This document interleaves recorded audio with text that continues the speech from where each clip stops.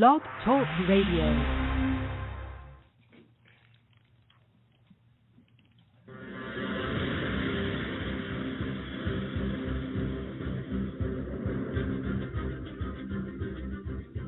Ladies and gentlemen, welcome to AJC Radio tonight.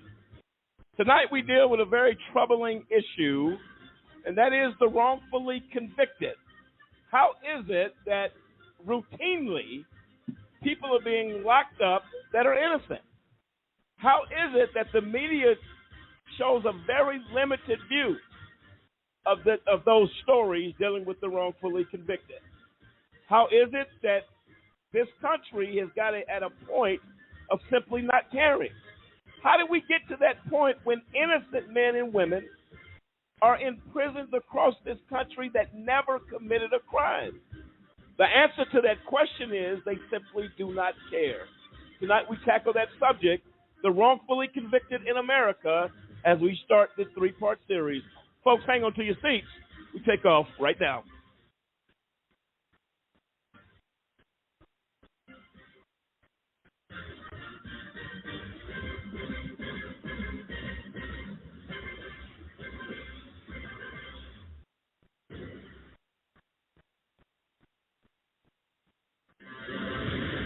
And there you have it. I'm Lamont Banks, along with David Banks, Demetrius Harper, Kendrick Barnes, Dave Zappolo, Samson Riddle, William Williams, Clinton Stewart, Dennis Merritt, and the entire AJC Radio team tonight. This is a subject, ladies and gentlemen, that is deeply troubling, that people spend time in prison that never committed a crime. And people have not only spent, we're not talking a couple of years, and that's equally as wrong. But we're talking about lifetimes, over 20 years, 30 years. In the case of IRP-5, 8 years removed from loved ones where no crime was ever committed. We have to address that issue. It's very important that we talk about it. And Kendrick, how important is it, at least that we get into discussion along these lines regarding the wrongfully convicted? We've heard a lot of stories. We've heard a lot of things. And how important is it as you being a victim of a wrongful conviction? Here's why I believe it's extremely important, because this is starting to become a pattern and a trend where, there's a real problem in this country. Just recently, I happened to be watching the news, and it's a nationwide story of a Mr. Strickland, who was convicted of murder, given life in prison, spent 43 years behind bars.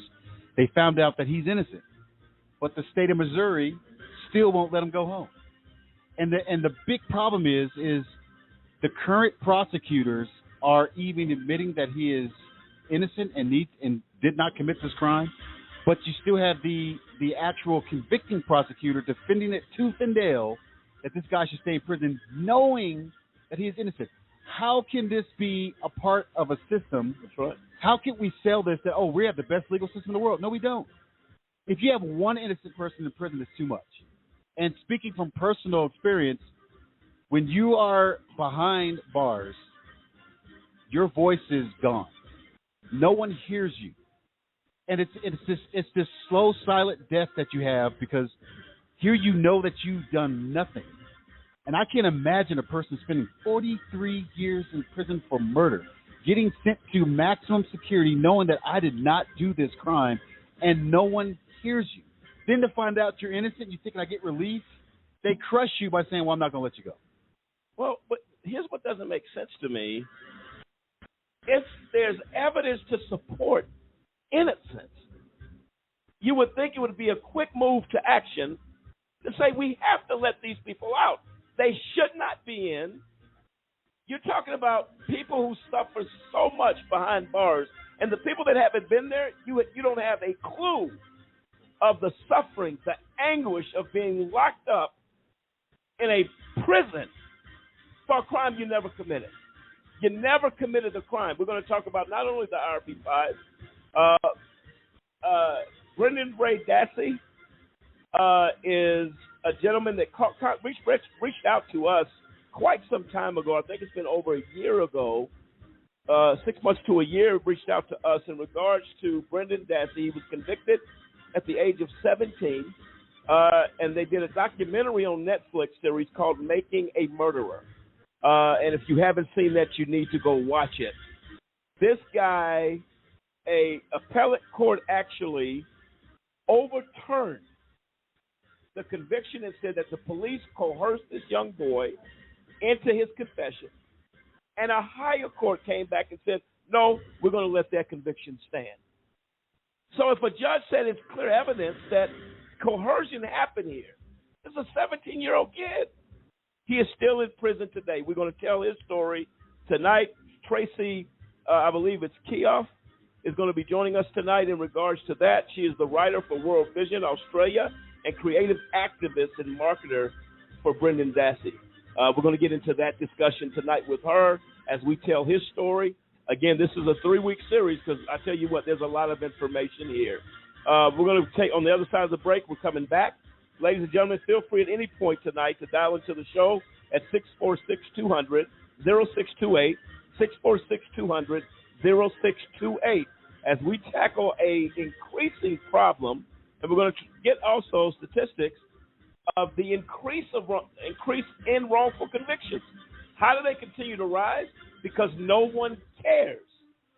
Outside of advocates and loved ones, nobody within this system is wanting to fight for the innocent and just let them sit in there because you know what? The culture has created this monster. We're going to tackle that monster tonight. Feel free to dial in, folks. This is AJC Radio. We'll be right back.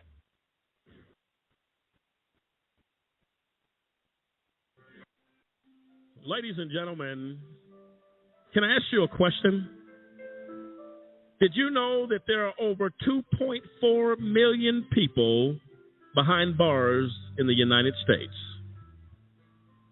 I'll ask you one more question. Were you aware that that is the highest number of people behind bars in the entire world?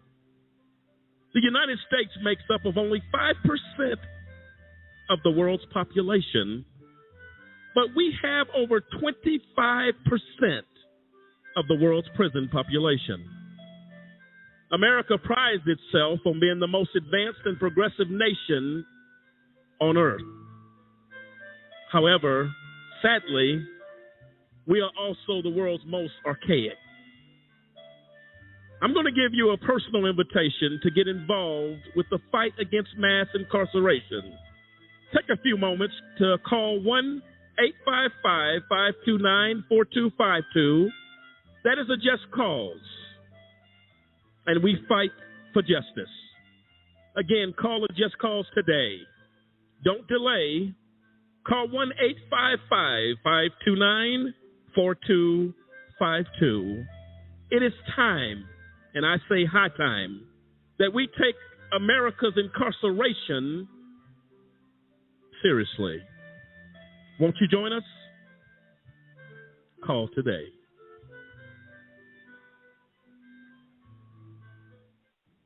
There are no loose ends in TV procedural dramas. At the end of the hour, the bad guy always gets what's coming to him. Unfortunately, the real world is a lot more complicated. We know from the work of the Innocence Project and other organizations in the Innocence Network that the system doesn't always get it right. According to the National Registry of Exonerations, since 1989, nearly 2,000 people have been exonerated of crimes they didn't commit. What people don't realize is a good number of those people pleaded guilty to crimes even though they were innocent. In fact, in nearly 10% of the nation's DNA exonerations, people pleaded guilty to serious crimes and agreed to serve significant prison time because the system is stacked against them, especially if they are poor and people of color. That's right. The stakes are so high that we have innocent men and women agreeing to serve long prison sentences. A system that puts that much pressure on people to plead guilty is a problem. Visit guiltypleaproblem.org to learn more about the men and women who are pressured into pleading guilty to crimes they didn't commit. And join us in demanding that our elected officials do something to protect the innocent people who get caught up in a broken criminal justice system. Thank you. We know you care. Now it's time time to change the face of justice. Did you know that minority and youth participation in juries is extremely low to non-existent? The incidence of youth and minority offenders faced with trials have exploded. Youth and minorities are not being represented as they should be. We must represent for people to get fair trials. If you acquire a state ID or driver's license, it allows you to register to vote, and it allows you to become eligible for jury service. If you're 18, a U.S. citizen with a state ID or driver's license, and registered to vote, you're eligible to be called for jury duty. If called and selected, make it your duty to serve. We can't get justice without you.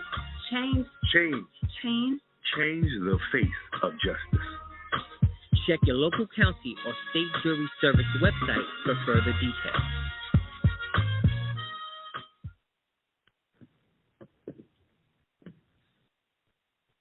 Let me tell you who to blame. Blame the boy lying at your feet, his body oozing life through the hole in his stomach where the bullet tore him apart. Blame him for challenging you, for not looking away and for not backing down when you pulled out the gun. Blame your mother for bringing you into this world when she was but a kid herself and for dragging you up, not bringing you up. Blame society for not giving you hope. Blame your father for not being there, the man who looked after himself instead of looking after you. Blame the gun in your hand for making you a target, for making you more likely to be picked on. Blame the dead boy, blame your mother, blame society, blame your father, blame the gun, blame anyone but yourself for not being strong enough to put down the gun, to break the cycle. The stress that she was under ultimately contributed to the death of LaWanna Banks Clark and what they did to her in this criminal justice system. And you have to be a cold person to not care, not to show any type of, you know what, this is not right. Let's right the wrong that was done. That's not the attitude with wrongful convictions. And they come up, but I'm telling you, say, oh, I caught that on YouTube. I saw something on YouTube, or I saw something on TikTok, or I saw something here. Guess what? That's all you're going to get out of it. Why is that is the question that we're dealing with on this show. Why is it those lives do not matter? You take an innocent person, put him in a jail cell in a violent environment. They did it with Khalif Browder. He wasn't charged. He wasn't even charged. He wasn't even charged. He spent 3 years of his life. And Rikers ultimately causing him to take his own life out of fear he would go back. Never committed a crime. So they basically convicted him. Said, you know what? We don't even have to have you up on charges to send you to Rikers Island, which is one of the most violent, if not the violent, jail systems in New York. It's horrible. In our country. In our country. This is something that has to be discussed. David, your thoughts on this as we dig into this one? Well, it's a horrible indictment of the criminal justice system as a whole. According to the National Registry of Exoneration, 2 to 10% of people in prison are wrongly convicted and sitting in prison. And keep in mind, in 2019, when they put this out, there were 2.3 million incarcerated people, which if you compute that out, 46,000 to 230,000 people, innocent people, are in prison.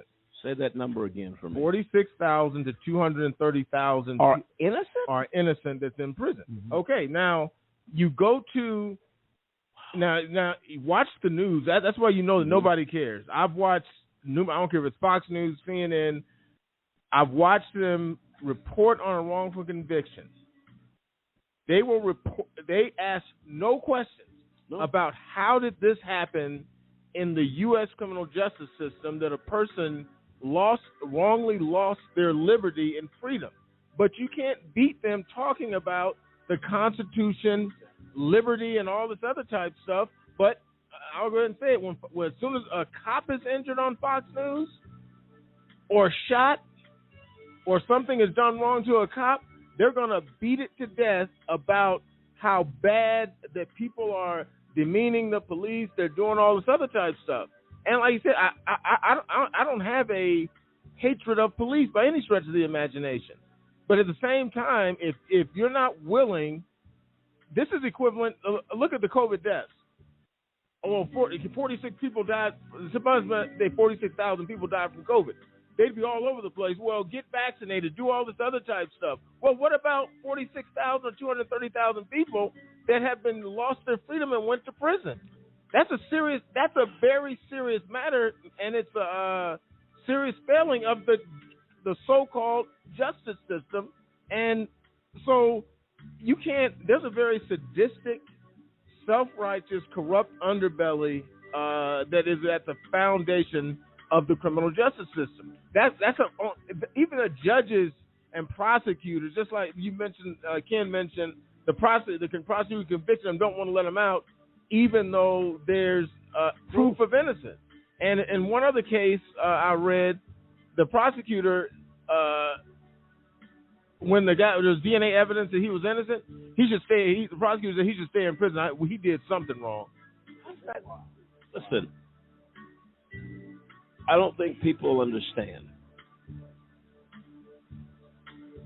Picture your life, all these years, going to work, taking care of your family, enjoying the holidays, the things, the liberty, and picture a situation where somebody shows up at your house, snatches you out of your house, puts you in a van, takes you to an unknown location. Do you know the horror of that? That is the equivalent of a wrongful conviction. A person that did nothing, committed no crime, and their whole life, let me go to the RP 5.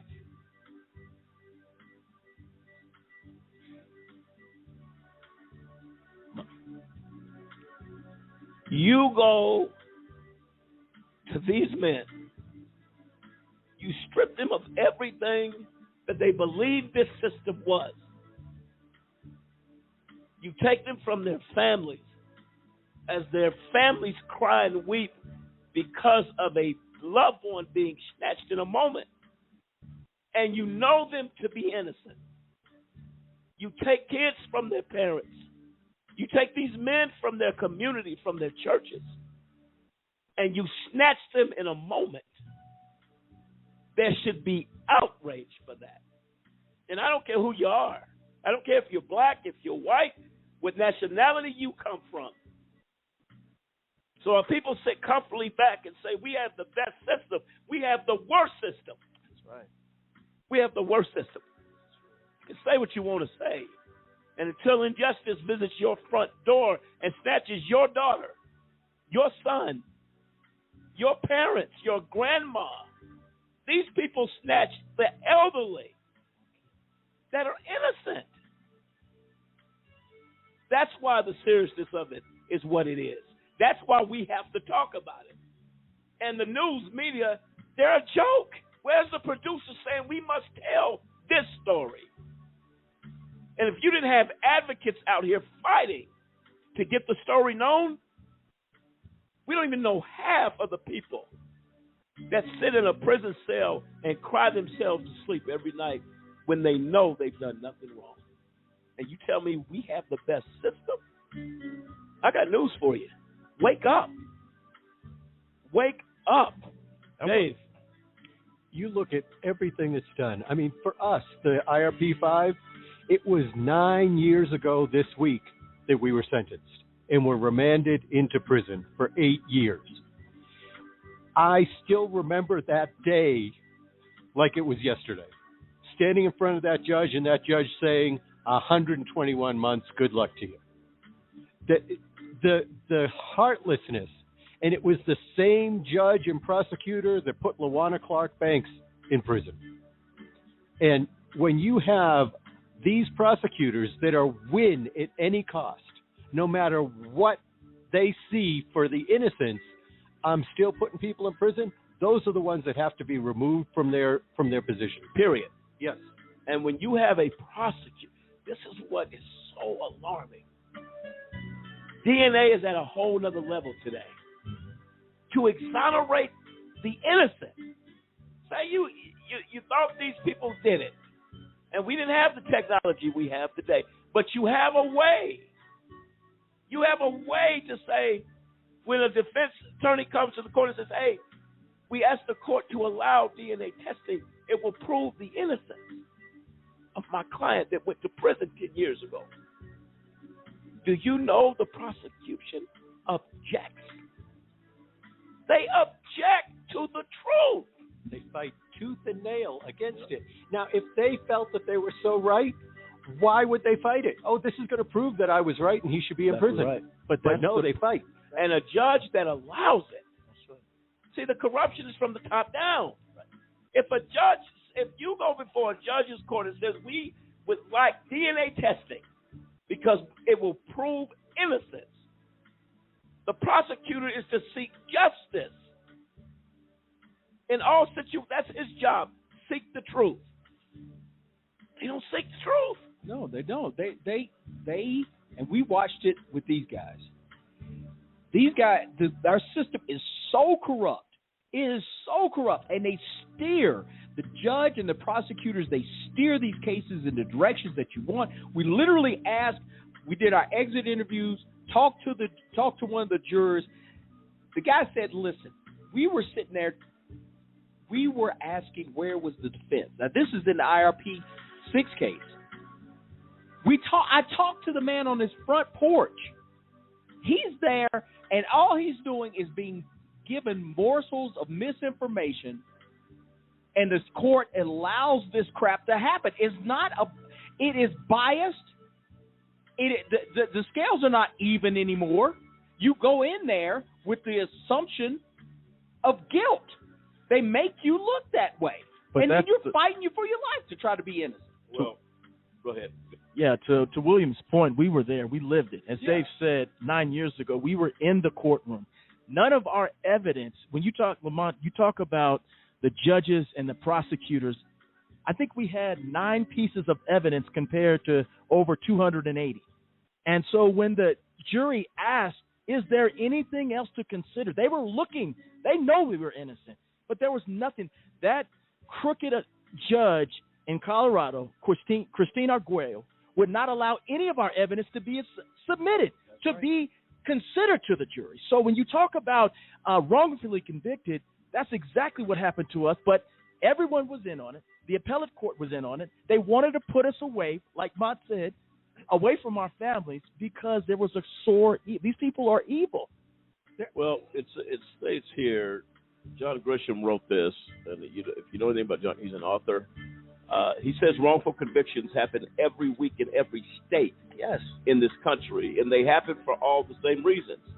Sloppy police work, eyewitness identification is the worst type almost, because it's wrong about half the time. 50% of the time, eyewitness identification in crimes are wrong. And then here's the greater evil. The wrongfully convicted who died on death row, whose lives, and I just read a story the other day, they had it on TikTok, and the gentleman, they said, after this man was sentenced to death a few years ago, this week, evidence came out that DNA was with another person, but this man was already dead. They killed this man. He was not even the man that committed the crime. Yes, Samson. Yeah, so I was actually reading an article similar to that where they said, like, in at least the last decade and a half, had they allowed any case review, response, or anything like that, they would have resulted in at least somewhere between 52 and 65% exonerations based on DNA evidence alone. Now, we're looking at it since 1989, okay? Since 1989, okay? We're talking like more than 30 years, about 30 years or so ago. We've only had less than 3,000 exonerations, okay? 3,000 exonerations out of a 2.2 million personnel populace. We're talking about 0.1% of our populace has been set free for something they were wrongfully convicted. And as Dave alluded to earlier, we're talking about somewhere close to 46,000 or more 46,000 to 230,000. And 30,000. That's a drop in the bucket of what the justice system should be doing for these people to actually go in there. They're getting all types of money anyway. Spend some of that money to research these people that are behind bars for nonviolent crimes, or even have something out there that they would say, hey, I didn't do it. And if there's any type of plausible deniability to that case, research it. We have the technology, like you said earlier, we have the technology to actually look into this and prove it yes or no. If these attorneys are worried more about doing justice than getting a body count, then they won't object. If their case is solid, they won't object. Otherwise, they're just being cowards and hiding behind a crooked system. No, without question, that's exactly what it is. And I think it's a troubling... Dave, did you have something else? Well, you were talking about eyewitness testimony. And in that case, they've shown so many times how that is wrong. One of the big things, and I've seen this video, is they have a group of people that are watching a video of men passing a basketball. And they say, now watch the men passing the basketball. When the video is over, they say, did you see anything strange? And over half of them say no. And during that video, a person in a gorilla suit walks through the video. Now, when you see something like that, pay attention to this, and they can't identify that a gorilla walked through. How are they going to identify a person? And then you have the instance where, and this gentleman went to prison for years on rape and murder, yes, where a little girl said he looked like Daddy, and they put Daddy in prison. Well, the man was actually, that was the perpetrator, lived next door, and he looked like Daddy. So you don't even care. They didn't test the DNA. When they finally tested the DNA, it matched the person next door. And they still took a year to release the gentleman that was in prison. And they knew, here's the DNA, here's everything. We're going to wait still another year just to make sure. And then they didn't arrest the person that actually committed the murder and the rape. Well, and we'd like to... a Ninth Circuit appellate court judge by the name of the Ninth Circuit U.S. Court of Appeals by the name of Alex Kaczynski, he's since retired, wrote a article in the Georgetown Law Review, I think it was in 2015, discussing how the U.S. criminal justice system is based solely on assumptions. He also put the myth of the criminal justice system down. Now, this is a highly respected federal appellate court judge, and he says the myths are that eyewitnesses are highly reliable, which we've just mentioned here. Fingerprint evidence is foolproof. That's a myth. Other types of forensic evidence are scientifically proven and therefore infallible is a myth. DNA evidence is infallible. That's a myth. Human memories are reliable. That's a myth.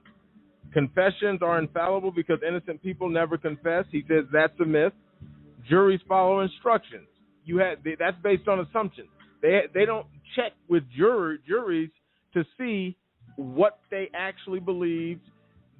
Were there any bias on the jury? All this other, so all that juries actually occur in a black box. So nobody knows what these people are thinking. They're assumed to tell the truth when they say I can be fair and impartial about their background and all that. All that's based on assumptions, which is a key point that Judge Kaczynski made. That prosecutors play fair. We know that's an untrue. We witnessed it firsthand. The prosecution is at a substantial disadvantage because it must prove the case beyond a reasonable doubt. That's not that's a myth. Police are objective in their investigations. He says it's another myth. Guilty pleas are conclusive proof of guilt. Another myth. And that long sentences deter crime is another myth that he discussed in Criminal Law 2.0.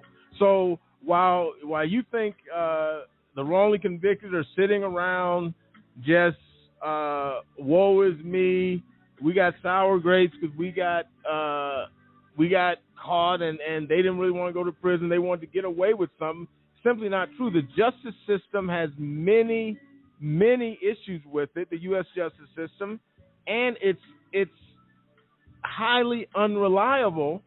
But nobody wants to do anything. Nobody wants to admit that, nor do they want to do anything about wrongful convictions when they actually happen, because honestly, their ego is at play. I don't want to look like I did this wrong and I was responsible for sending somebody innocent to prison. If I believe they went to prison, if I believe they did it, they did it, irrespective of the evidence. That's many prosecutors and judges' mentality. It doesn't matter what the evidence shows. I believe they did it. We can't really prove it, so we're going to railroad them somehow, get them in prison. We witnessed this firsthand, and until you go through this criminal justice system as a defendant, you don't have a clue of what you're talking about. No, absolutely right. And we're going to dig more into this, folks, here over the next few weeks. And listen, this stuff is heart-wrenching. Every time I think of my brothers here, the IRP5, I don't have words. I'm outraged. Because you take the innocent. There's a quote out there that says, better that 1,000 guilty men go free than one innocent man go to prison. Do you understand the magnitude of that? Set 1,000 guilty free versus sending one man whose liberty is taken from him, one woman whose liberty is taken from them, a justice system that is complicit in the death of our sister, LaWanda Banks Clark, should have never been sent to any type of institution because she never committed a crime. What is the value of human life? We've lost it. This country has lost it. This system has lost it because of egos, as David alluded to, and the arrogance. Rather than look bad, you let an innocent man rot in prison because I don't want to look bad. Just let him stay there. And you let him get executed. People die. People actually died. I'm looking at an article. It says the death penalty carries the inherent risk of executing an innocent person. Since 1973, at least 185 people who have been wrongfully convicted and sentenced to death in the U.S. have been exonerated. That have died. It's incomprehensible. We're going to bring our guest on now, folks, to get into this conversation and the Brendan Dassey story. Right now joining us is Tracy Keogh, writer for World Vision Australia and a creative activist and marketer for Brendan Dassey. Tracy, are you with us? I am indeed. Thanks so much for having me. You're welcome. Am I pronouncing Mr. Dassey's name correct? You are indeed. Thank you. I'm glad to hear that, and I'm glad I pronounced your name correct as well. You did. Okay. Tracy, I don't know how long you've been listening to the show. I'll tell you what, this is a heart-wrencher here, and I am excited to talk about Brendan. I know we talked to some of the folks connected to Mr. Dassey about 6 months ago or so, and we just hadn't done the show on the wrongfully convicted, but we were able to know that this would be the show that we would highlight his story. And I'm going to give you the floor to talk about Mr. Dassey. I am heartbroken over what this young man has gone through, and reading his story, and then the series that the documentary series on Netflix that everybody's been talking about, The Making of a Murderer, back in 2015. Some serious stuff. One of our co-hosts actually saw that. Actually had an opportunity to see that in full, and we're going to get in conversation with him as well. He said it was very, very hard to watch. So let's get into that tonight. This series is going to be going for 3 weeks. You're welcome anytime during those 3 weeks, Miss Tracy, to come on back on this show and talk about this stuff because it's too broad to do in one show. We can't get everything in. So why don't you introduce yourself to our guest, and let's talk about the wrongful conviction of Mr. Dassey, okay? Yeah, would love to. And I'm very grateful for the opportunity to spread awareness to Brendan. As you said, I'm a writer. I consider myself a creative activist. I live in Melbourne, Australia. I've always held a healthy disregard for injustice. And when I virtually walked into the interrogation room of Brendan Dassey, in January 2016. It literally set me upon a life-changing journey. And I'm not alone. There's millions of others felt the gut punch of watching this child's vulnerability and the anger and disgust of what unfolded, and to do nothing was a crime. To walk past it felt like a crime. So I jumped online, like millions of others, sought out his legal team, and 5.5 years later, I'm all in and always have been.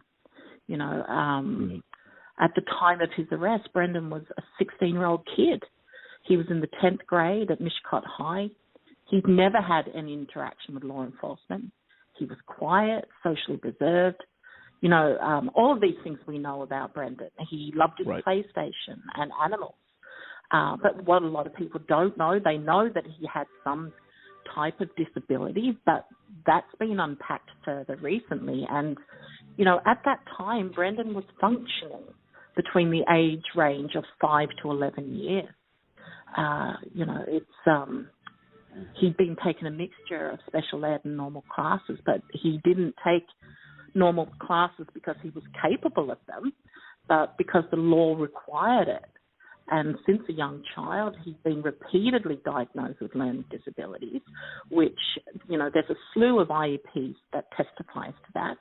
And each of them document his struggle with language and comprehension. You know, he had an aversion to socialization. And in particular, and it's worth noting, his inability to understand idioms. Idioms like the truth will set you free, as we tragically saw. So, you know, it's been a journey for people like myself, and as I said, I'm not alone. There's a burgeoning community of people that, you know, support Brendan, and through that support, they've gone on to become aware of other wrongful conviction cases, and you know, it's gone on from there. It really is a global effort, I think, at this stage, and there's a perspective on the U.S. criminal justice system that people like myself living in Australia knows more about than my own criminal justice system here in Australia. Yes. And Tracy, what I read here is that a judge ruled that a federal magistrate judge ruled that Dassey's confession had been coerced, overturned his conviction, and ordered him released. Was he ever released for any period of time? No, sadly not. So we know, history tells us that the U.S. Magistrate Judge William Duffin overturned Brendan's conviction in August of 2016. He found that the investigators violated Brendan's constitutional protection against self-incrimination and his right to equal protection under the law. You know, he cited repeated false promises, the factors involving, you know, Brendan's age, his intellectual deficits, and the absence of a supportive adult, you know, rendering Brendan's confession involuntary under the 5th and 14th Amendments. Now, this was an incredible time for people who believed and support Brendan. There was incredible hope, and I think it was probably the first hope that, you know, this young man had, because if you think about pre-making a murderer, Brendan Dassey was considered and labelled a hapless murderer.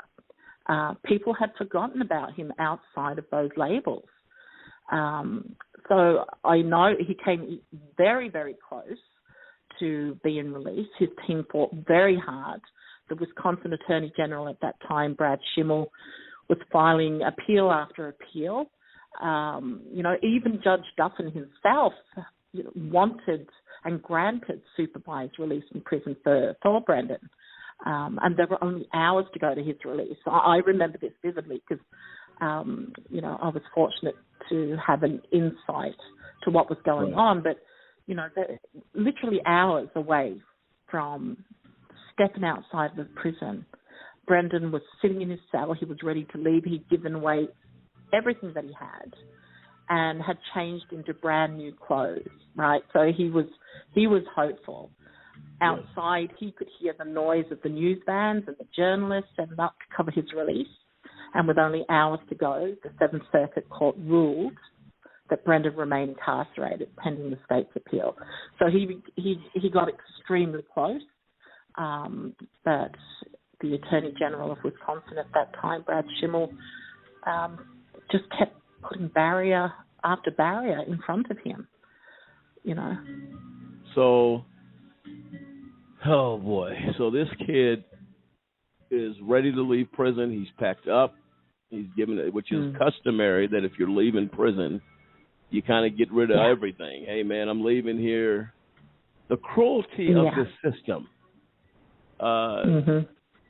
is over the top for me, and probably everybody, including yourself, is just, it's the most outrageous, cruel system. And if a judge saw enough to say you violated Brendan's constitutional rights under the law and ordered his immediate release, he should have been released. That tells you how cruel the system is. Absolutely. And I think, you know, Brendan's case in point, if you read through how it's a systemic failure across the board from the moment that child was brought into the questioning and how that was handled through to, you know, Governor Evers' denial of clemency in the December of 2019. Brendan was failed at every level and from every person charged with protecting him through that. But when you read through the appeals process, it's like a timeline of torture, because it's like we're giving you hope, right? So for the first time in years, Brendan has hope, his family has hope, his lawyers have hope, and then you've got a state attorney general who's going, you know what? The preservation of a conviction is worth more than looking at, you know, the pursuit of the truth in this case. And for somebody like Brendan, you know, where there was zero DNA linking him to any crime, even the head of the state crime lab during the Stephen Avery trial testifies that there's zero DNA evidence linking Brendan to anything. And I believe there were over 500 items tested, right? But just looking at the torture that they put him through, it was like giving him hope, taking it away, giving him hope, taking it away, giving him hope and taking it away. And you're right, the system is set up to keep people incarcerated. You know, once the system has gotten hold of somebody, you know, it's a profitable system for those who benefit from people being incarcerated. And they took a child and they thought nothing of it. So, Tracy, at 16, so no parents, no adult, no guardian person is even there with this 16-year-old who, from what we read, had an IQ, a very low IQ, which basically put him in a category of mental health challenges. Yes, correct. And so how do you do that to a kid who's mentally disabled? And you lock it. Those are the things that are just, you're trying to wrap your hands around this. And I'm going to let Dennis actually saw the documentary in its entirety. Is right, Dennis? Yes, I did. And I wanted to bring up the interrogation. I mean, that was, there is no way anyone in their right mind could have watched the interrogations of Brendan and not see that something was majorly wrong. There was coercion. I mean, this kid, you could tell that he was not. You could tell that he was at a level of in which his age he wasn't even there, but yet. Oh, my God, they took advantage of him. They put words in his mouth. They spinned it. They did everything. And you still tell me that after seeing that, despite the outcry, because it was enough to get up an appeal, but he's still in prison? That is just unbelievable. There is no one that I know could have watched that and said, "Hey, that kid was done wrong." Well, I got a quick comment. Now I looked at an appellate court panel of the Seventh Circuit, is my understanding, overturned his conviction, and then an en banc court put him back in prison or upheld his conviction 4-3. And from what I can see, there was a number of very passionate dissents speaking to that particular issue of his inability, his mental disability, and the coercion and the just abusive interrogation that he underwent. It just goes to show you that prosecutors, I've always thought the system is crony, but almost like the prosecutor went shopping to some of his friends in the Seventh Circuit and got a 4-3 opinion. Yeah. And how can there be an opinion this divided on this set of facts is just mind-boggling.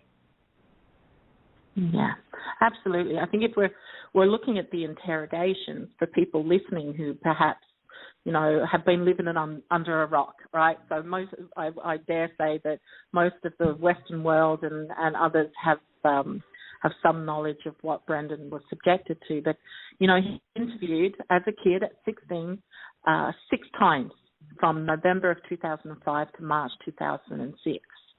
4 interrogations in 48 hours, and 3 of those were in a 24-hour time frame. So if we remember Brendan's functional age, which is 5 to 11, and the fact that he couldn't comprehend sentences longer than 5 words, he could not understand what they were saying to him.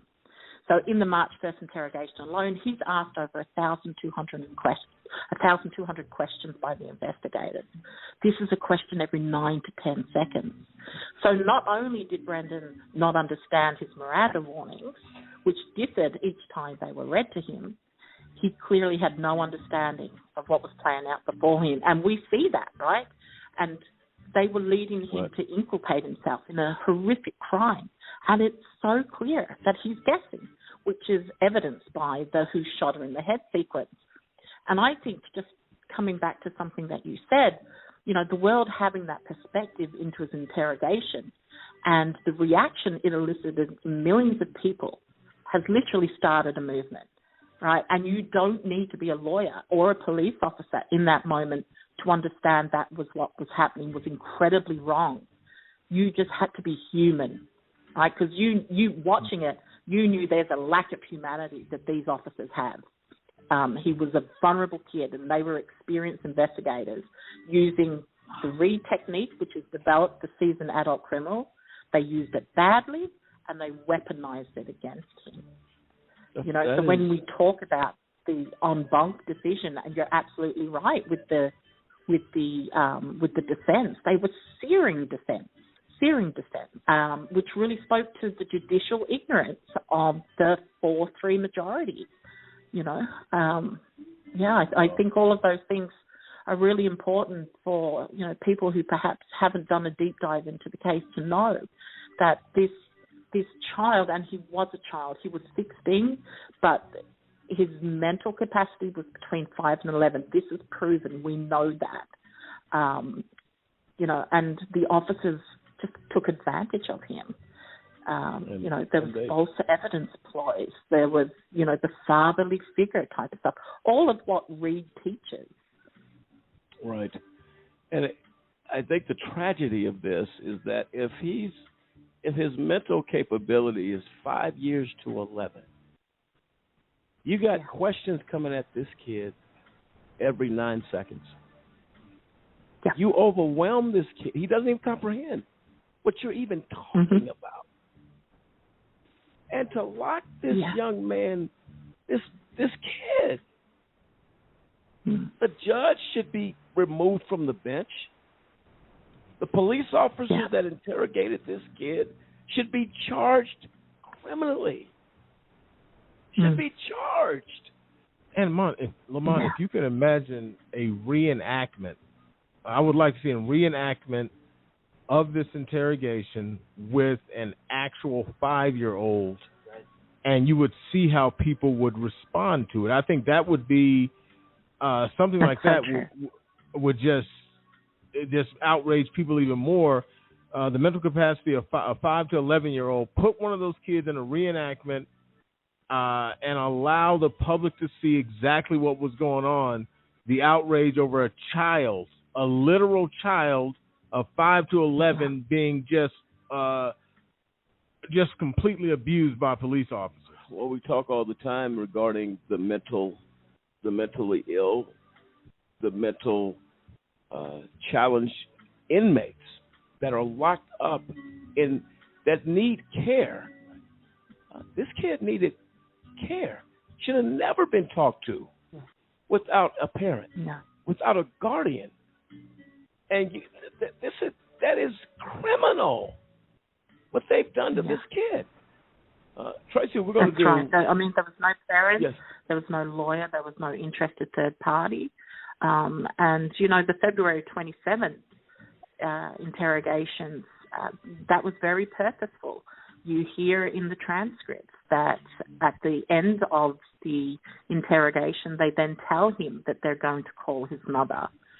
So it was very purposeful. And what I think is frightening, and should be frightening for every parent, is that Brendan's school did nothing to protect him in those moments. That, you know, they didn't contact his parents. It's actually legal for law enforcement to take a child as young as 10 out of the classroom and interrogate them without a parent present. That's frightening. It really is. I mean, it's really bad. I would recommend to all of our listeners tonight to go out and watch Making the series. It's on Netflix. You can pull it up. Making a Murderer, which talks about the Brendan Dassey story. And it says here, as far as supporters, Kim Kardashian West previously expressed her support for Brendan Dassey as well in 2019. She tweeted Wisconsin Governor Tony Evers and urged him to read Brendan Dassey's letter requesting a pardon. That means this hit all levels of society that were outraged about this kid. Tracy, we're going to take a quick break. I want to come back and talk about Avery, the uncle. What's his situation? We're going to dig more into this, ladies and gentlemen. Feel free to dial into the show, 646-200-0628, 646-200-0628. I'll tell you what, we got a long way to go on this one. Tracy, we'll be right back.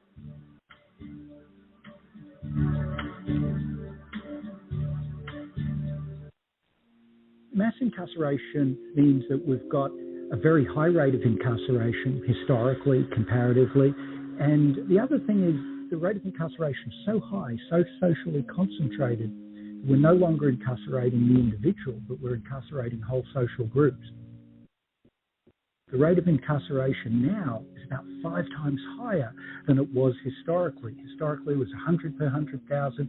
Now it's about 500 per 100,000. If we look at prison, if we add jail to that, it's about 700 per 100,000. Nowhere in the world incarcerates as much as we do. We've seen extremely high rates of exposure to the criminal justice system for African American men with very low levels of schooling. So if we think about black men who were born in the late 1970s and who are growing up through the American prison boom of the 1980s and the 1990s, the chances that they're going to serve time in state or federal prison if they dropped out of high school is about 70%. So going to prison for that group of black men with very low levels of schooling, that's become a normal life event. And that's really only happened in the last 10 years. We're at this point now where there's about 1.2 million African American children with a parent who's incarcerated. That's about 1 in 9. The research shows that kids who experience parental incarceration have diminished school achievement, they have behavioral problems, depressive symptoms, acting out, and there's also evidence that these kinds of negative effects associated with parental incarceration are concentrated more among boys than among girls. And there's a very real risk here that incarceration becomes an inherited trait. The underlying issue is we've chosen prison as a way to respond to that problem of crime. And there are a whole variety of ways that we could have chosen to respond to that problem of crime. We've chosen the response of the deprivation of liberty, and we've chosen the response of the deprivation of liberty for a historically aggrieved group whose liberty in the United States was never firmly established to begin with.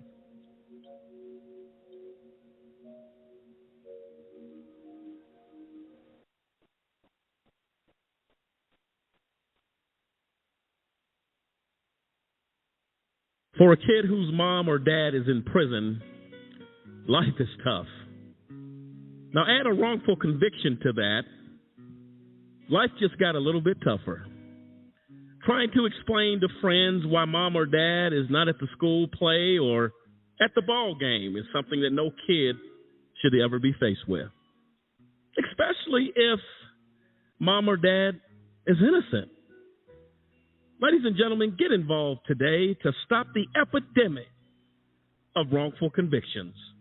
By remembering a just cause with a monthly, annual, or one-time donation, you can help in the fight against wrongful convictions. Call a just cause today, 1-855-529-4252. We seek justice for the children as they go to bed at night and mom's not there, dad's not in the other room to make them feel safe. Not because dad or mom did anything wrong, because justice could not be found. Join us for the children, for they truly are our future. Over 1 million people are sitting in the prisons of America for nonviolent offenses. That's why I'm asking you to join the American Civil Liberties Union and help us in the fight to end mass incarceration. We spend over $80 billion a year incarcerating people. Alternatives to prison, like community service, drug treatment, and rehabilitation, costs less and can turn lives around. It's time for fair justice. It's time for smart justice. And we need your help.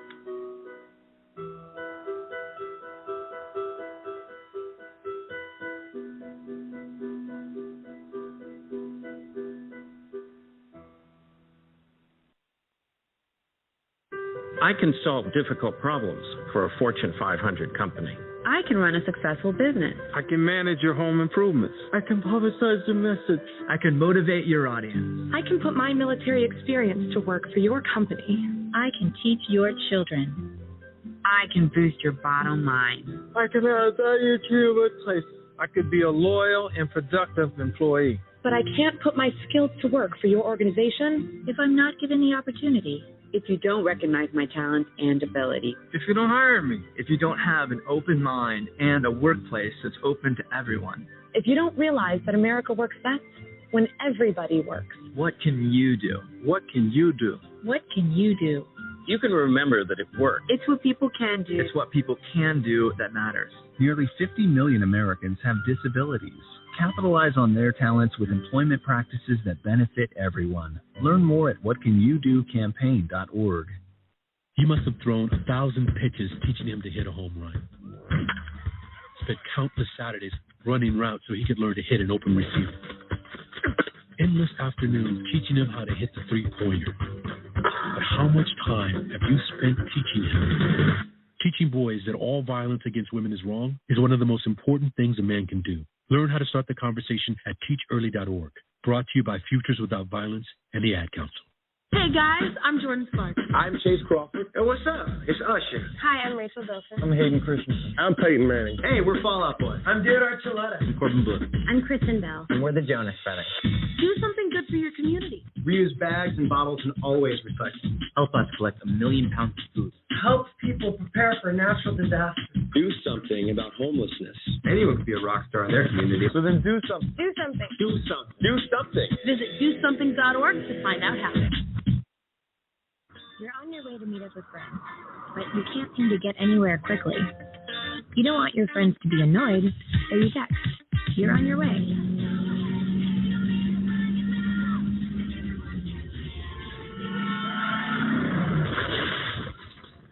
Five seconds is the average time your eyes are off the road while texting while driving. Make sure you get where you're going.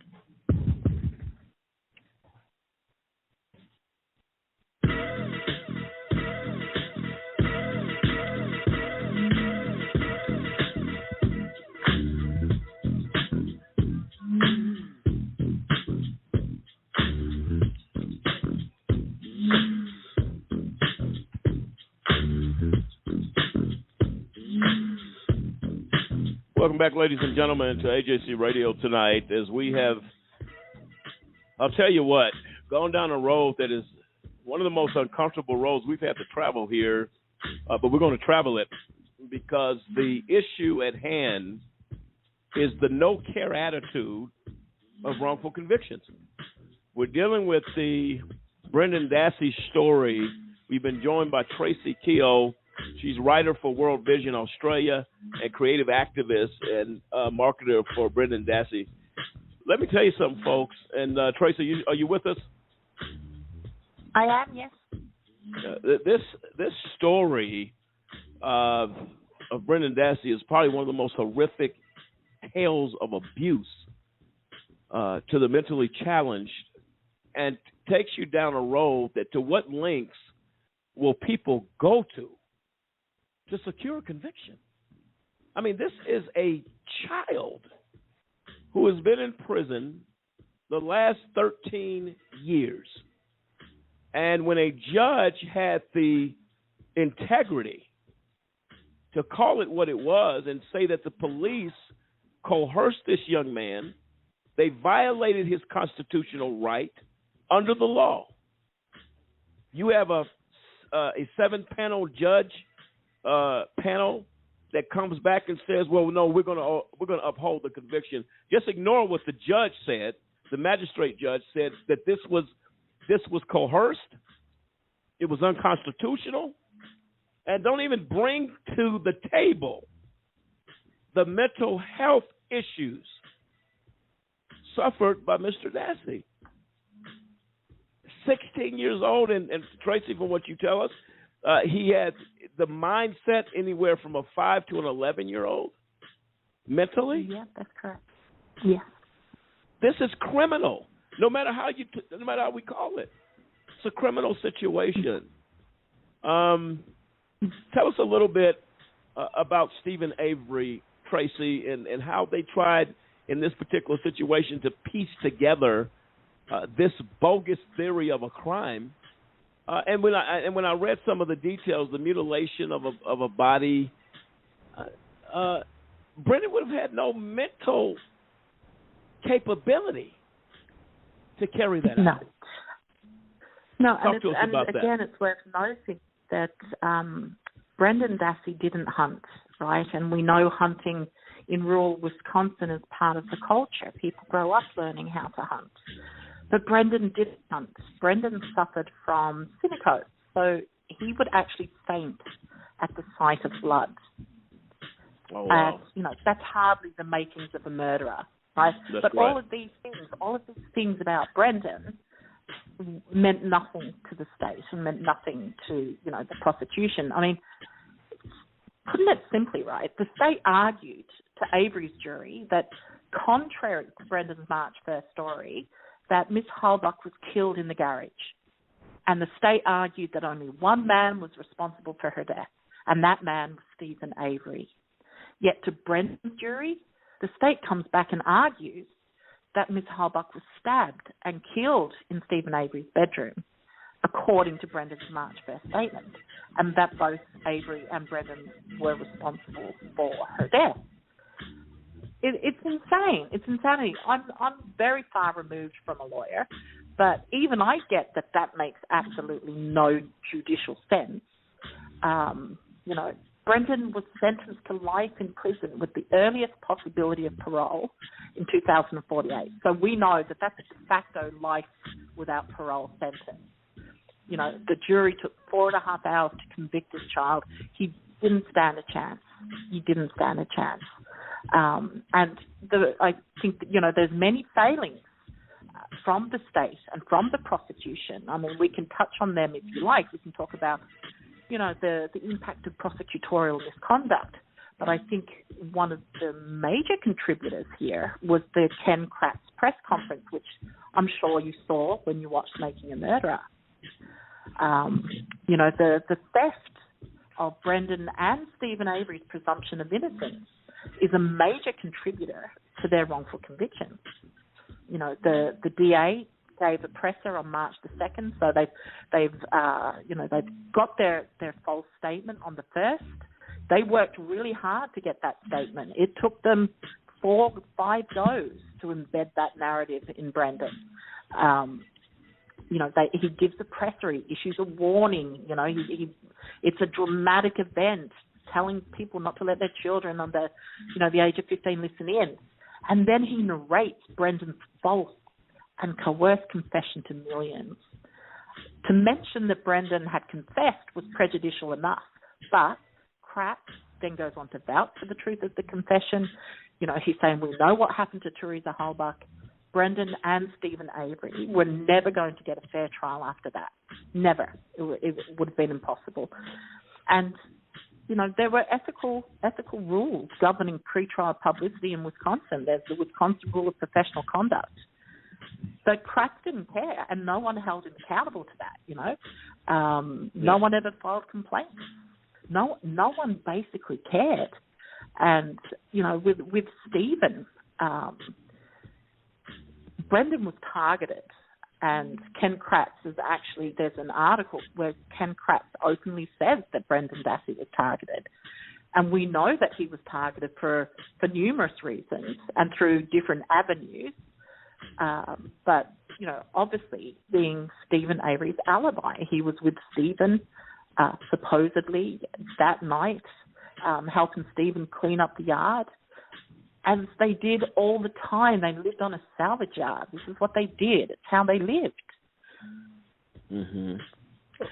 And for Mr. Avery, have you been in touch with his people? No. My focus is very much on Brendan Dassey. Stephen has some incredible advocates that put their time and effort into his case. His lawyer, Kathleen Zellner, is a force of nature. Recently we know that the state appeals court ruled against Stephen in, his latest efforts. And that was yesterday, right? Yeah, it was released Wednesday morning. And, okay. They found claims made by Avery were insufficient on the face to entitle him to a hearing. And the circuit court did not erroneously exercise its discretion and deny the motions to vacate him for consideration.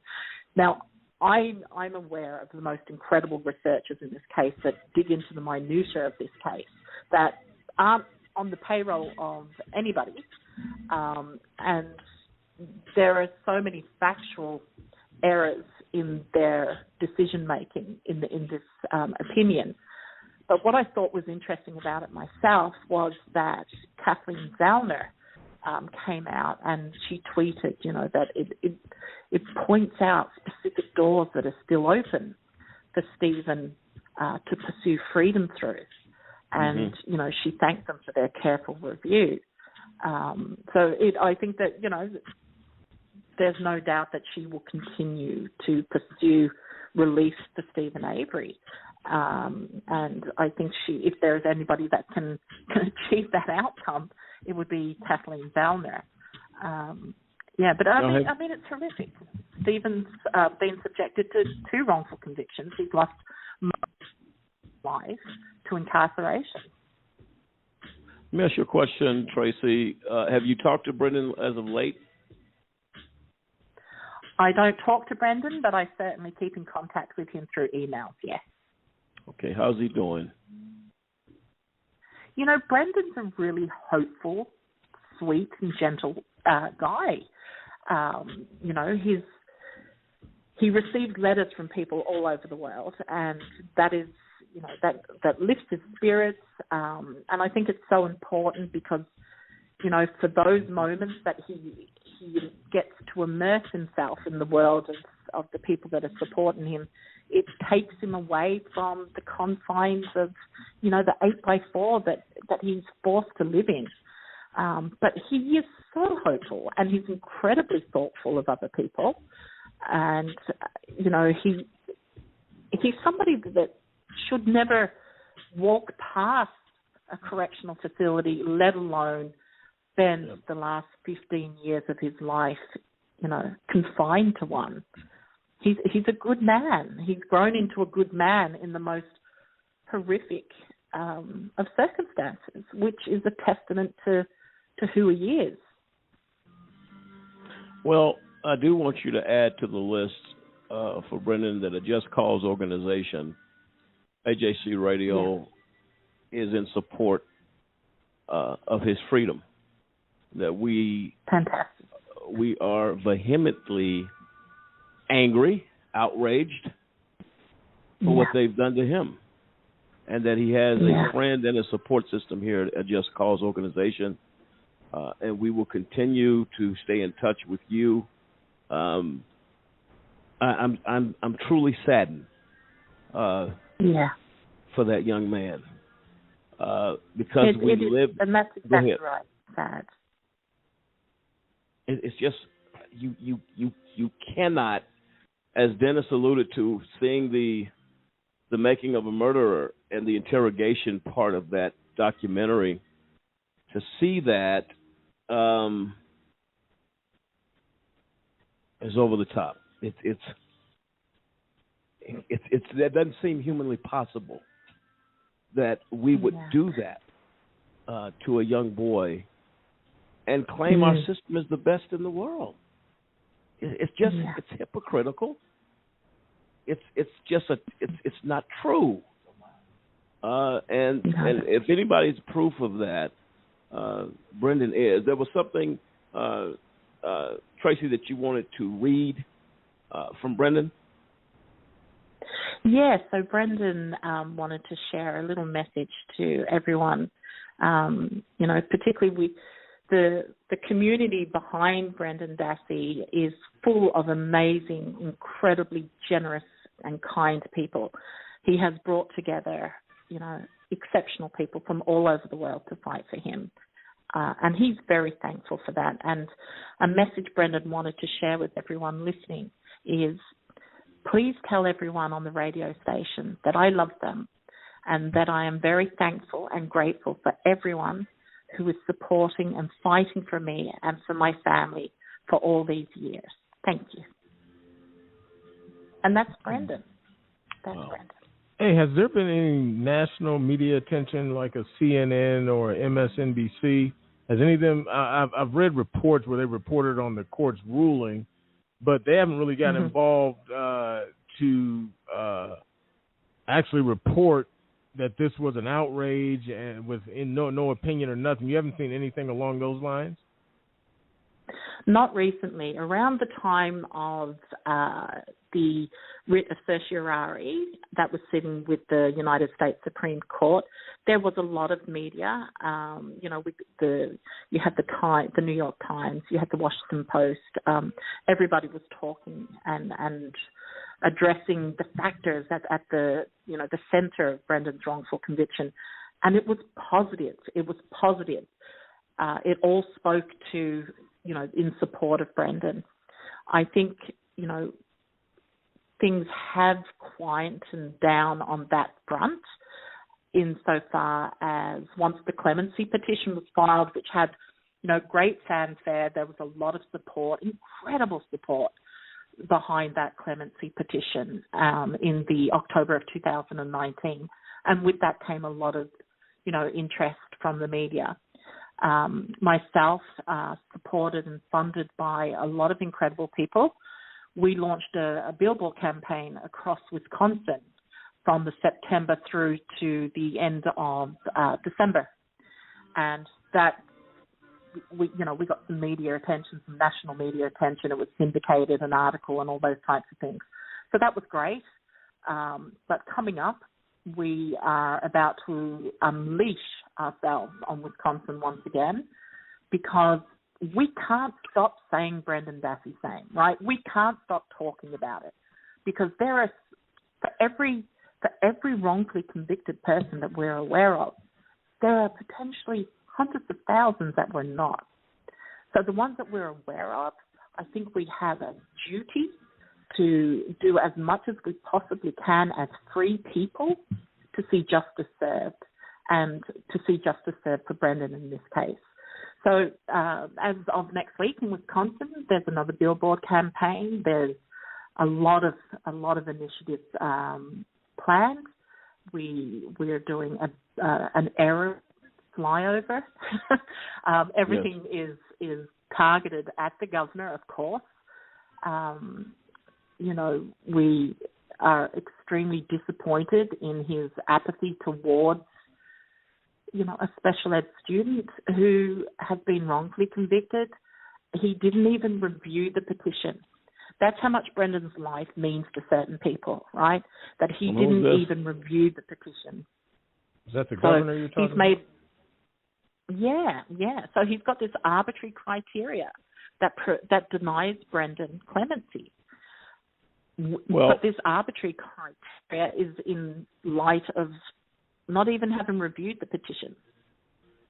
It's it's certainly not in the spirit of what clemency and mercy is about. Well, the governor has an exceptional. And Tracy, the governor has the power to grant him clemency. He has the sole power to do it. He doesn't need to defer to the legislator.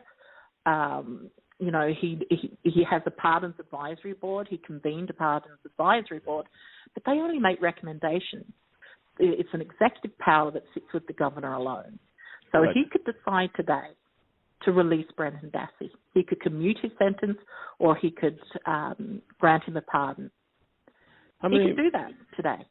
And Tracy, how many people are calling the governor's office daily in a mass campaign to do something?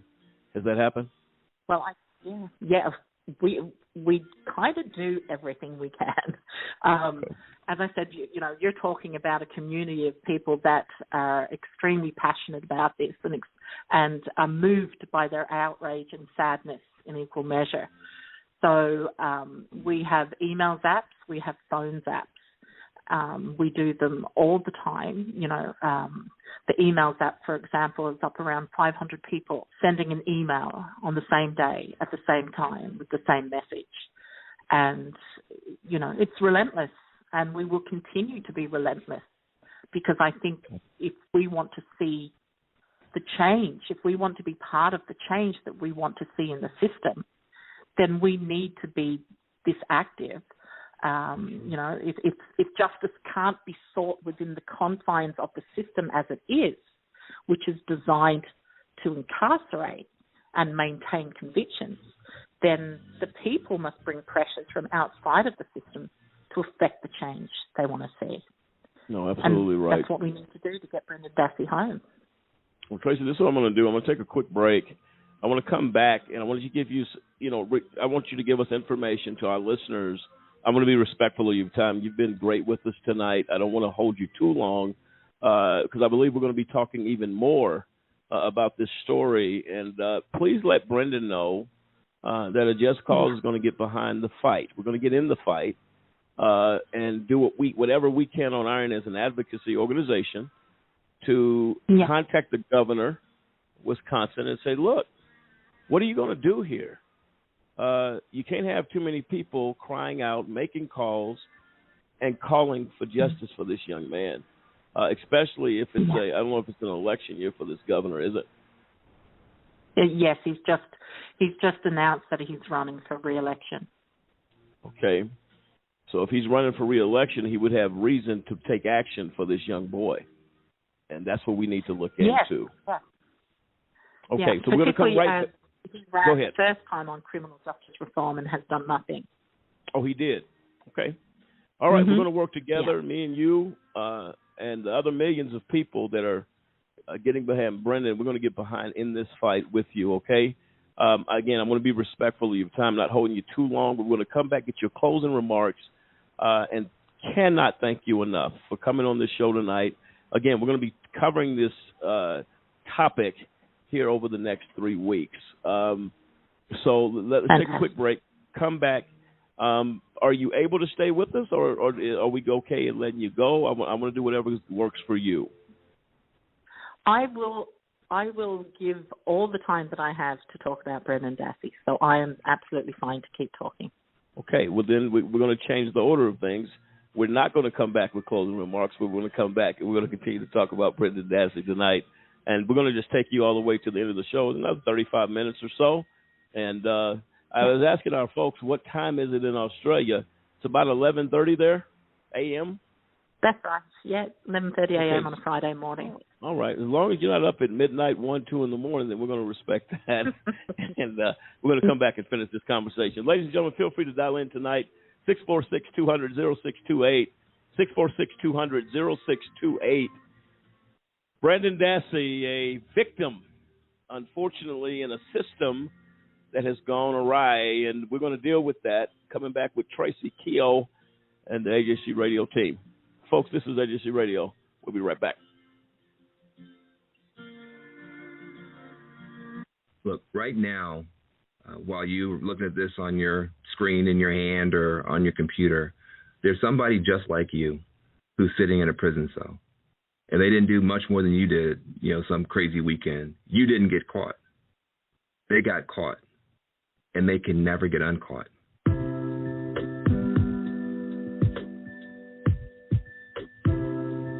The United States of America is now the #1 incarcerator of human beings in the world, in the history of the world. We have about 5% of the world's population. We have 25% of the world's prisoners. We have more people locked up than China. China, who has 1 billion people, they got fewer prisoners than we do. A lot of times people say, well, if you don't want to do the time, don't do the crime. Really? Have you ever committed a crime? You got people who are doing more drugs on college campuses, in yacht clubs, country clubs. We all know that's going on, but the SWAT team never shows up there. The SWAT team shows up in the housing projects where you got poorer people doing fewer drugs, and those people go to prison. But think about it. What if one of the times when you were breaking the law, when you had something illegal in your pocket, in your car, at your party, the police had kicked in those doors? Would you want to be known for the rest of your life based on what happened that night? That is what is happening to millions of people. If rich folks' kids get in trouble, they go to rehab. Poor folks' kids get in trouble, they go to prison. And you spend $100,000 per year per kid to lock a kid up, when you could have spent a fraction of that and turned them into a NASA scientist, turned them into a fashion icon. When people come home from prison, they're not given the opportunity to start over. You leave a physical prison and you go into a social prison where you can't get a job, you can't get a student loan, you can't rent an apartment. How are people supposed to start over? And what happens to neighborhoods when you take a disproportionate number of people out for minor offenses and you send them back home with no hope and no opportunity? There are no more excuses to have this horrible system continue when there is now finally bipartisan agreement that it is a tragedy to do this. Not only do you have President Obama and the Democrats, you now actually have people like Paul Ryan, Koch Industries, Newt Gingrich, all saying the same thing. We are locking up too many people. We're wasting too much money. We're wasting too much genius in America, and it's time to do something.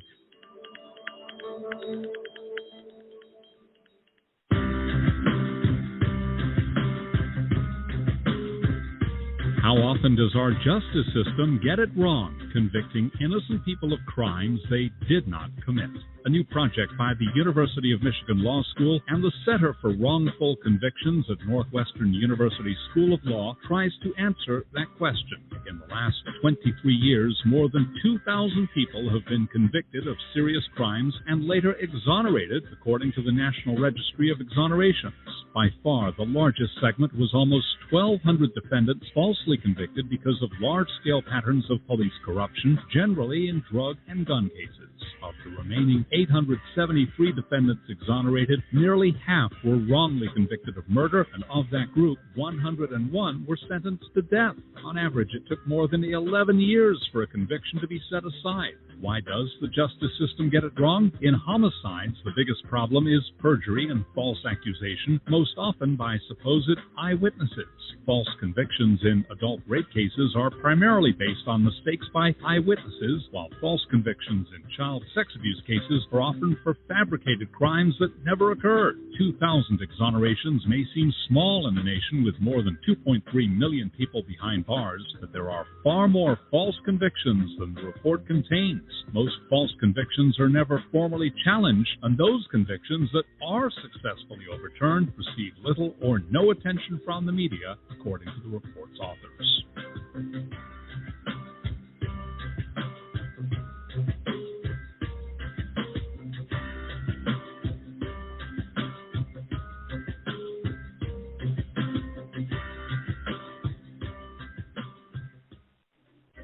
Here are 50 white guys. Here are 50 black guys. Here's how many white guys can expect to go to prison in their lifetime. The chances amount to 1 out of 17. Now here's how many black guys can expect the same thing. The chances are 1 out of 3. Why? Lots of reasons. It's complicated, but one thing is clear. There's racial bias at every level of the criminal justice system. When blacks and whites commit the same kind of crimes, blacks are more likely to be arrested. Once arrested, they're more likely to be convicted. Once convicted, they're more likely to serve longer sentences. Look at the numbers in America's so-called war on drugs. About 14% of American drug users are black, as are about a quarter of drug sellers. Yet blacks are 34% of the people arrested for drug crimes. And those convicted of drug crimes, 46% are black. By the time we factor in sentencing, there are actually more black drug offenders than white ones in state prisons and in federal prisons. In the end, the incarceration rate for drug crimes is 10 times higher for blacks than it is for whites. These are the facts. Racial disparity in America's war on drugs is one big reason that 1 out of 3 black men can expect to go to prison in their lifetime.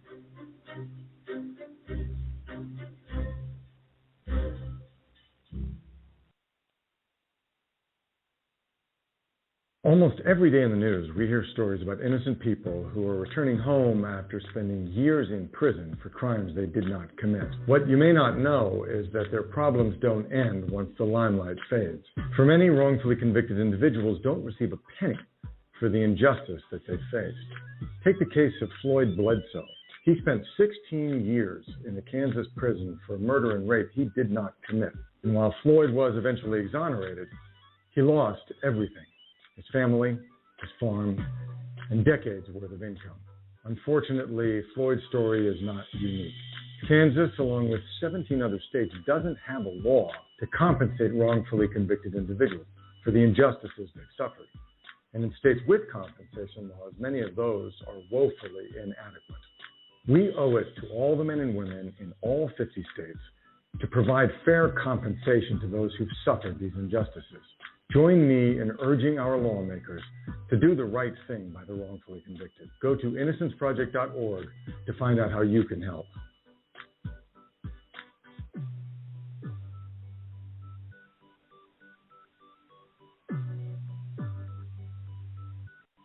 Do you know anyone who's been sent to prison who's innocent? The United States is experiencing record numbers of exonerations in cases where people were wrongfully convicted of crimes they did not commit. If you believe that no one should be sent to prison for crimes they didn't commit, there is something that you can do today.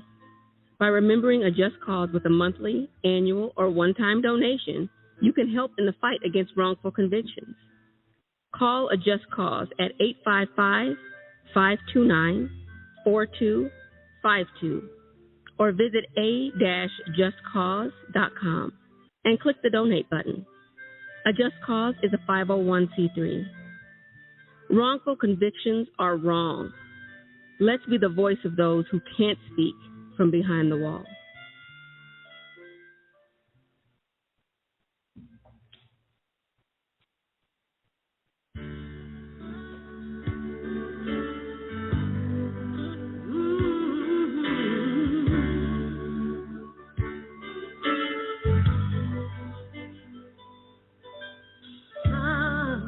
Welcome back, ladies and gentlemen, to AJC Radio tonight. As we have been troubled, we have been challenged to get involved with the innocent. Tonight, namely, Brendan Dassey of Wisconsin, that has been wrongfully convicted, has been in prison for 13 years. And I'll tell you right now, the story is heart-wrenching. We've been joined tonight by Tracy Keogh. She is writer for World Vision Australia and a creative activist and marketer for Brendan Dassey. I had the opportunity tonight, and to all of the followers and supporters of Clyde Beasley, I just had an opportunity to speak with him moments ago, who's going to be on our show next week. And Tracy, he is moved with sincere compassion for Brendan Dassey.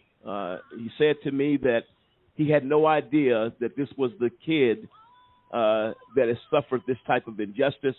He's going to be our featured guest next week, but he wanted me to pass on to you. He's in support of Mr. Dassey, and his thoughts and prayers are with you and all those that are fighting for Brendan. So I wanted to pass that on to you and to all of his followers. Please tune in next week. He will be our featured guest. But he wanted to share that, Tracy. Like you said, this apparently has become a movement that people are definitely intrigued to talk about. Yeah, and thank you, and to all of you, and welcome to the fight for Brendan. No, absolutely.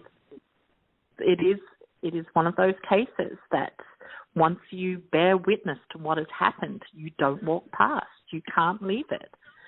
Justice needs to be served, and everybody is welcome in that fight.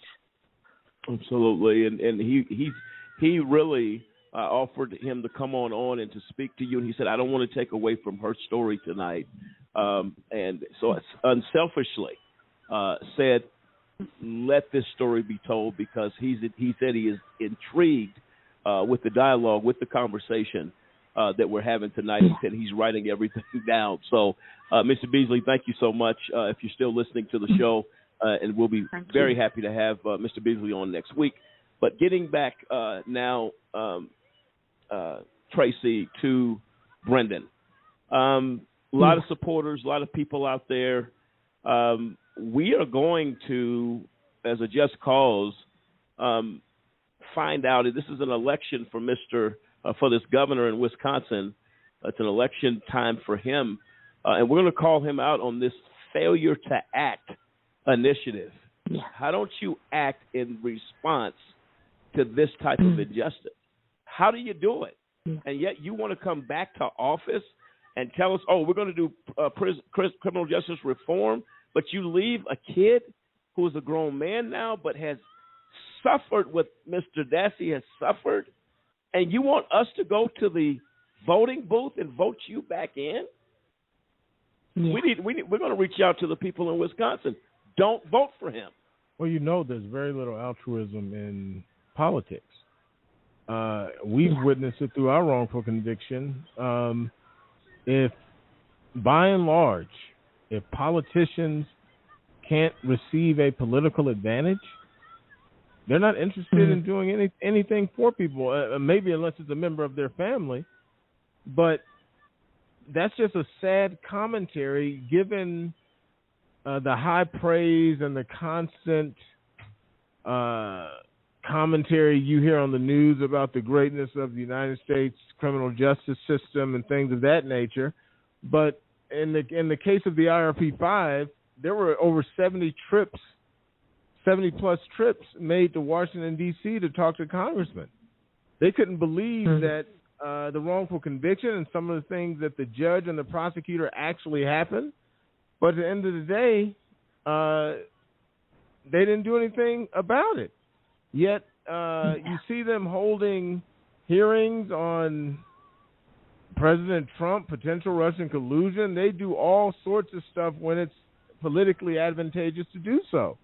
And that's the sad reality of and the farce of American politics. And as a result, people like Brendan Dassey suffer.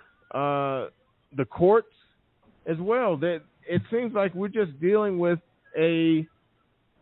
sadly, in the court system, and I said I don't want to paint everybody with a broad brush, but the results and the outcomes in a lot of cases in the court system is mired in politics, cronyism, and just blatant unfairness. Yeah, well, that's absolutely and particularly right. the thing with sorry to cut you off there. No, go ahead, Tracy. The thing with Governor Evers is, on paper, he seems to be the right type of governor who would take on something like Brendan Dassey's case. He's been involved in education. He calls himself the education governor. And for me, when I think about his re-election, what worries me intensely is that if we go back before Governor Evers, the governor was a gentleman called, well, I don't know if he was a gentleman, to be honest, but he was called, went by the name of Scott Walker. And for 8 years, Scott Walker, he was tough on crime. He ran on that. He refused to instate a pardons board, and he refused to even consider clemency or pardons. So he did nothing for that in those 8 years. Now, I take an active interest in the politics of Wisconsin, particularly anything to do with, like at the moment, there's an expungement bill that they're trying to pass through the Senate, which effectively has the same outcomes as 99% of the pardons that Governor Evers grants. So I find that of interest to watch to see what's happening with that, but also to see the people that will be running for governor. And from what I've seen so far, is we're looking at a lot of people who would align themselves with Scott Walker's mentality of the tough on crime, not looking at criminal justice reform at all. So we're in a between a rock and a hard place, so to speak. I think we need to bring the governor around. I think he is our best hope of clemency. And it's very much, I know that, a lot of governors are politically timid when it comes to clemency. Of course, they're playing politics. But the one thing with clemency is it needs no bipartisan support. It needs nothing from anyone else. It sits with this governor alone. So it's about getting this governor to be aware of Brendan Dassey's case on a level that he can read through the facts of the case, that he reviews that clemency petition, and he, like everybody else who comes across Brendan Dassey's case, will come away and say, there is an innocent young man serving time in a Wisconsin prison. No, absolutely right. And again, it's not going to hurt for us as an organization to get involved, make phone calls, send emails. Welcome it. And I tell you what, we're going to do it. Clint, you had something to add to this story. I didn't want to bypass you. Go ahead. Yeah, it's just really interesting to see an Australian national fighting the fight for a Wisconsin citizen, an American citizen, and it really, is a reflection on the American people. Where's the American citizen fighting this battle? We have and God bless you, Tracy. We certainly appreciate it. But I wanted to say that the National Institute of Health has done a study back in 2017 and showed that there are now 10 times more individuals with serious mental illnesses in prisons and jails than there are in state mental hospitals. Sure. I mean, it really is a shame.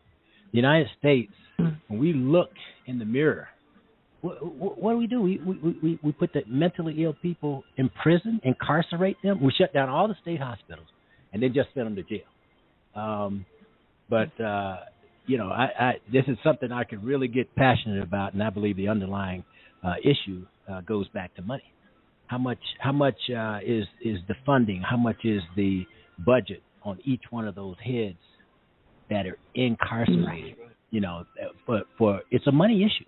The underlying issue is money and power. I remember being in prison, and my cellmate used to work at the Supermax, and he approached his boss. He had a pretty good boss to work for. He worked in the library, and he said, "Why haven't you guys let out the First Step Act inmates that are eligible?" He said, "Well, if we let them all out, what are we going to do for jobs?" That was his response, and it was about the budget. If you let these people out, we're going to lose budget, and then we're going to lose job slots. It's going to be not. And what about my job if all these people get out that are innocent and that should be out? Well, I believe the human element has left the building. Yes. That's left a long time ago. Yeah. Right. That train left the station. Because when it's a profit exercise. I think in Wisconsin it costs like $33,000 per person incarcerated per year. So if you look at Brendan Dassey as an example, you've got 15 plus years and sadly counting at this stage. That's a lot of money out of the taxpayers' back pockets for an innocent man. And God knows, I'm sure he's not the only innocent man in Wisconsin. No, he's not. And I am familiar with Governor Walker doing his time as governor of Wisconsin. He was known for standing against, I believe it was the teachers' union for teachers out there. And so that's how I learned a little bit about Mr. Walker. Again, you made the point earlier as far as folks being timid in granting clemency. That's the power that's been given. The sad part about clemency, someone has been done wrong in the system. That's why clemency is in place. That we ask the governor to, so we have an issue. There are innocent people in prison. To the statistics that Clint just read regarding the mental health, those that have been, and then you have stories of those that have been abused, the mentally ill in prisons, that have been taken a step further to be abused and harassed and bullied by correctional officers. This is inhumane, and that's what it actually comes down to. So, Tracy, again, our back is against the wall here on this particular show. I'm going to extend an invitation to you anytime in the next 3 weeks to come on. You're welcome to do that as you have time to call in. Please feel free to do that. I'm going to be in touch with you as well offline. As we go forward in fighting for Brendan. Please tell him that a Just Cause AJC Radio, our thoughts and prayers are with him as we seek to fight justice and find justice for him. During this very difficult time, but that we are on board for this fight, okay? And I appreciate you. I'm sure that will. Yes, yeah. I mean, the system makes promises, right? But it's humans who break them, and that's right. It's never been truer than what has happened to Brendan Dassey in his experience with the criminal justice system. It's unbelievable. It's one of the most difficult stories I've ever had to look into. I am going to familiarize myself, and I'd recommend our host do it as well when we talk to you again, The Making of a Murderer. We're going to watch that and dissect that, so when we come back, boy, we're going to have a lot to talk about. This is some serious stuff. It had an impact on our co-host, Dennis, to the point he couldn't even believe, Dennis, that after seeing that, how is he still in prison? It was that profound to you. Yes, and when everybody's, I'm telling you, when the hosts, the remaining hosts that have not yet seen it, when they watch it, it is heart wrenching. You look at this show and you're like, I mean, even with his uncle, I mean, it'll make you go, wow. And they actually got away with put those two people in prison for life. It's just out of control. Well, we're going to fight, and we're going to get in the fight. And any closing statements, Tracy, you'd like to tell our listeners what they can do to join in this fight? Any information you'd like to give out, feel free to do so now. Yeah, sure. I think it's important that people who are behind Brendan, people who want to get behind Brendan, that they know that there are options for Brendan. So this is not hopeless, right? There's a lot of hope here. Brendan can file a post-conviction motion back in state court using newly discovered evidence, perhaps an ineffective assistance claim, and he can petition for clemency again. And one thing I do know is that he has fierce and formidable legal representation, law and writer, Stephen Drizzen, and the incredible people they bring together to fight for him. They have a team working to investigate the case and uncover new findings as we speak. So there is a lot of hope. And I think if people want to help Brendan, they want to get involved, get educated on the legal system, write to Brendan. This is our first port of call, right? Write to Brendan. Let him know that you're here and that you're fighting for him. Keep saying his name. Keep sharing his story. And, as long as we keep his profile going and having said that, every month I watch through Facebook groups that I'm involved in and other social media platforms that there is a wave of people that comes in nearly every single month who have discovered Making a Murderer, have discovered Brendan's story, and they're like, what can I do? What can I do to help? First thing you can do is you can write to Brendan. Let him know that you're fighting for him. Thank you so very much for that. And I'm going to follow you on Facebook as well. And we're going to go forward and fight for this is a cause, and it's a just cause that we need to get involved. And welcome to it.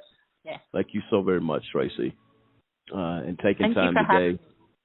You're welcome. You're welcome. And again, the door's always open here for you to be on this show. So let's get in the fight and let's see what we can get done for Brendan. And again, we're going to write him and get the information. Where do we write? All of that good stuff. Did you want to share that with our listeners? Where to write to Brendan at? Yeah, sure. They can find all of the contact details to write to Brendan on my website, which is freedomforbrendandassey.com. If you just go to the contact section, you will find all of the different outreach initiatives, how to sign up to the email list, how to write to Brendan, all of the details there. If you want to contribute to his commissary, if you want to contribute or get involved with his legal team, it's all there. It's all there. And let's do this. Let's do this. No, absolutely. Tracy, thank you so much. Enjoy the rest of your day. Again, it's evening here, but daytime there, so enjoy the rest of your day. And our thoughts and prayers are with you and all those that are fighting for Brendan, and we appreciate you. And again, we'll be in touch offline, and let's work together to hopefully to get this done. Fantastic. And thank you for doing the good work, and let's make some good trouble. Absolutely right. Thank you, and enjoy the rest of your day, okay? You too. Thank you. All right. Bye. All right. There you have it, folks. Tracy Keogh, an advocate in Australia, as Clint alluded to, fiercely fighting for Brendan Dassey. We're coming back with our closing remarks on this show. Wrongful convictions at an all-time high, and a society and a system that simply does not care. This is AJC Radio. We'll be right back.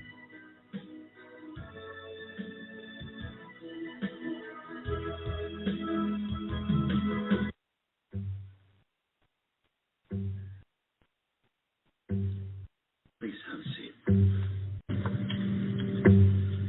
I'll be honest. Your resume. No one amused you. I know. Okay, so what would you bring to my company? What do you need? I need a hard worker. Good. I've got 2 part-time jobs, and I help my parents pay the bills. I need problem-solving skills. I got through high school without a car, a phone, or a computer. No college degree, though. Not yet, but life's taught me a lot, and I'm ready for more. Well, you're not the typical kind of candidate that I hire. But you are exactly what I'm looking for.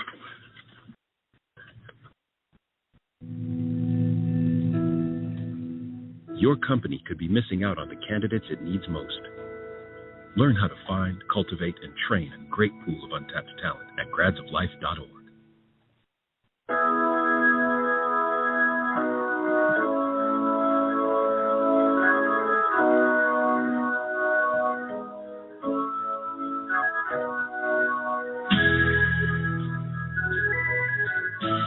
Welcome back, ladies and gentlemen, to AJC Radio tonight, as we have been honored and truly benefited, if you will, from our guest, Tracy Keogh, writer for World Vision Australia and a creative activist and marketer for Brendan Dassey. The gentleman, young boy, locked up at the age of 16 for a crime he didn't commit. Mentally challenged, and the mentally ill who suffer behind the walls of prisons all across this country. But in this case, what makes it more troubling that this was a kid with the mental capacity of a 5 to 11-year-old kid. They interrogated this young boy, asking questions every 9 seconds.